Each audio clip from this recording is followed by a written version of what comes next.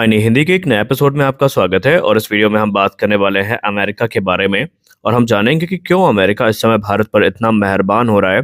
क्यों अमेरिका ये जानते हुए कि Bharat S-400 air defence system को ऑपरेट करता है, अपने advance air defence system offer करने में लगा है। और कैसे अब भारत के लिए जो F-35 का रास्ता है वो खुद अमेरिका ही खोलने वाला है।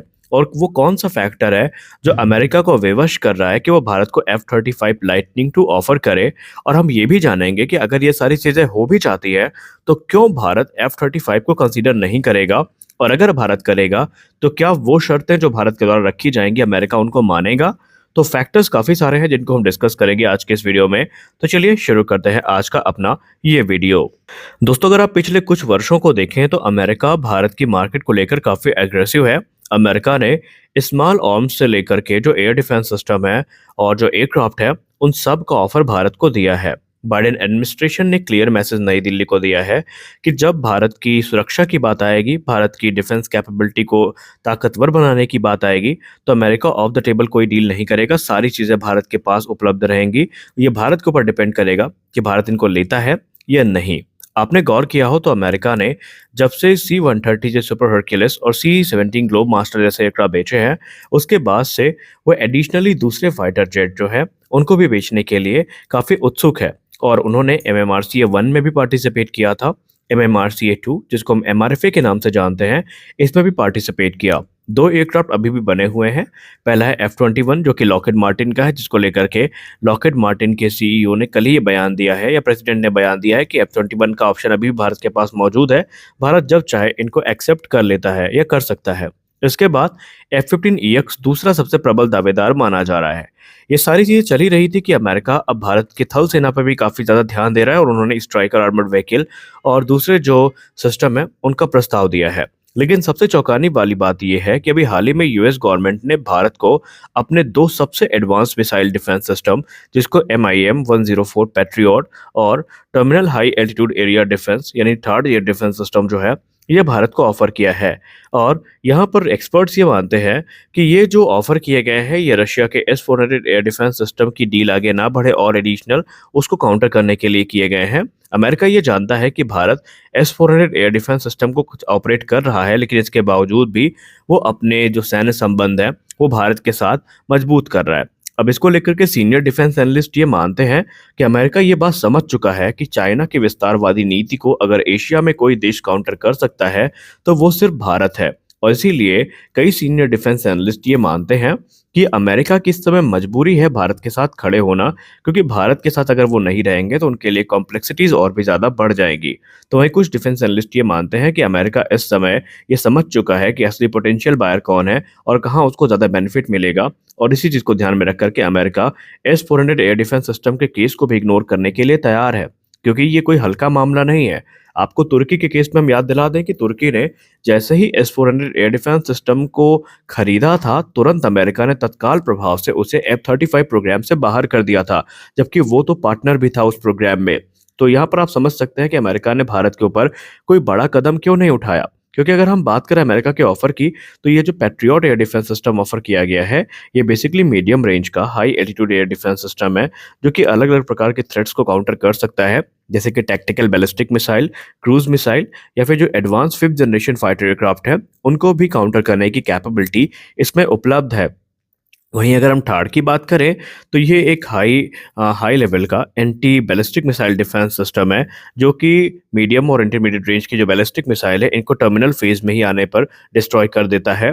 और ऐसे में ये sophisticated air defence system Bharat को ऑफर किए गए हैं, लेकिन अभी तक भारत ने इनको लेकर के कोई भी हामी नहीं भरी है। अब अगर हम टार और पैट्रियट की बात करें तो इन्हें तब भी ऑफर किया गया था जब Bharat S-400 air defence system को कंसीडर कर रहा था, लेकिन बाद में भारत ने इवेलुएट किया और भारत को जो S-400 एयर डिफेंस सिस्टम है ये ज़्यादा सेंसिबल डिसीजन लगा और भारत उस पर ही गया। और अमेरिका ये जानते हुए भी कि Bharat S-400 air defence system को ऑपरेट कर रहा है, फिर भी भारत के साथ बना हुआ है और भारत को यहाँ पर काफ़ी रिलैक्सेशन उनके तरफ से मिला है। अगर हम S-400 एयर डिफेंस सिस्टम की कैपेबिलिटी की बात करें तो यहाँ पर सबसे प्रमुख चीज़ ये है कि ये अलग अलग प्रकार के जो सिस्टम है उनको डिस्ट्रॉय कर सकता है, जिसमें एयरक्राफ्ट, ड्रोन, बैलिस्टिक मिसाइल और हाइपरसोनिक मिसाइल्स भी क्लेम की जाती है। और अभी हाल ही में जब एक थिएटर लेवल की एक्सरसाइज हुई थी तो उस दौरान 80% जो टारगेट थे सिमुलेटेड फाइट में वो S-400 एयर डिफेंस सिस्टम ने डिस्ट्रॉय कर दिए थे और 20% को वापस लौटने पर इसने मजबूर कर दिया था। तो इसकी कैपेबिलिटी को अगर देखें तो भारत का डिसीजन काफ़ी सेंसिबल समझ में आता है। ये सारी चीज़ें तो अलग है। इसके अलावा अगर हम बात करें F-35 लाइटनिंग II की, तो यहाँ पर complexities S-400 air defence system के इर्द-गिर्द ही आ जाती हैं। अब यहाँ पर पेंटागन ये बात जानता है कि जो S-400 एयर डिफेंस सिस्टम है भारत के द्वारा ऑपरेट किए जाते हैं, लेकिन कई बार हमने ये उनके अधिकारियों से सुनने को हमें मिला है कि वो भारत की जो एडवर्स कंडीशन है उसको समझ रहे हैं। भारत किस प्रकार की एनिमी से घिरा हुआ है और भारत की नीड क्या है, इसको अमेरिका समझता है और इसीलिए भारत को रिलैक्सेशन दिया गया है काटसा में। या नहीं तो भारत के ऊपर जो काटसा सैंक्शन है, ये लग सकते थे। अब अमेरिका अभी भी भारत को F-35 के पोटेंशियल बायर के तौर पर देखता है, जो कि दुनिया के सबसे advance fifth generation fighter aircraft में गिने जाते हैं। ये अपनी अनमैच्ड कैपेबिलिटी जैसे कि स्टेल्थ, एडवांस एवियोनिक्स और सेंसर फ्यूजन के लिए जाने जाते हैं। अब यहाँ पर अगर हम बात करें भारत की, तो भारत क्वाड का मेंबर है, जिसे एंटी चाइनीज नेटो भी कहा जाता है। और आपको जानने के आश्चर्य होगा कि क्वाड में भारत इकलौता ऐसा मेंबर है जो कि F-35 को ऑपरेट नहीं करता है। और इसीलिए पेंटागन ये चाहता है कि भारत भी F-35 का यहाँ पर पोटेंशियल बायर बने। लेकिन अभी तक हास्यप्रद बात यह है कि भारत को ऑफिशियली ये एयरक्राफ्ट ऑफर नहीं किए गए हैं। लेकिन जब एरो इंडिया 2023 में ये आए, तो उस समय ऐसा लगा था कि अब चीज़ें बदलने वाली हैं। लेकिन क्या आपको पता है कि अगर भारत को ये ऑफर भी किए गए, तो भारत के लिए इनको सेलेक्ट करना थोड़ा मुश्किल होगा और उससे ज़्यादा मुश्किल अमेरिका के लिए होगा। क्योंकि ज़ाहिर-सी बात है, करंट कॉन्फ़िगरेशन में जो S-400 एयर डिफेंस सिस्टम है, इनकी कंपैटिबिलिटी इंडियन सिस्टम के साथ नहीं होगी। इसके लिए इन्हें भारत में जो इंडिया स्पेसिफिक एनहांसमेंट है, वो चाहिए होंगी। यानी भारत के जो सिस्टम है, उस पे कंपैटिबल होने के लिए जो F-35 लाइटनिंग II है, इन्हें पहले इंडिया स्पेसिफिक एनहांसमेंट से गुज़रना पड़ेगा। तो सबसे बड़ा सवाल ये है कि अगर F-35 भारत लेना भी चाहे, तो क्या अमेरिका इस चीज़ को एक्सेप्ट करेगा? क्या अमेरिका जो इंडिया स्पेसिफिक एनहांसमेंट है, उन्हें देने के लिए तैयार होगा? और अगर होगा, तभी जाकर के F-35 लाइटनिंग II भारतीय वायुसेना का हिस्सा बन सकते हैं। अन्यथा ऑन पेपर तो यहाँ पर हम लोग बात चाहे जितनी कर लें, लेकिन प्रैक्टिकली ये चीज़ें पॉसिबल नहीं है। और सबसे खास बात तो ये है कि अगर भारत इसको लेगा, तो भारत की एक खास शर्त है। भारत हर डिफेंस डील में एक नया क्लॉज ऐड कर रहा है कि जो इंडियन मेड वेपन सिस्टम है, वो भी उस एयरक्राफ्ट का हिस्सा होने चाहिए जो भारत ऑपरेट करेगा। तो क्या अमेरिका इसके लिए भी अलाउ करेगा?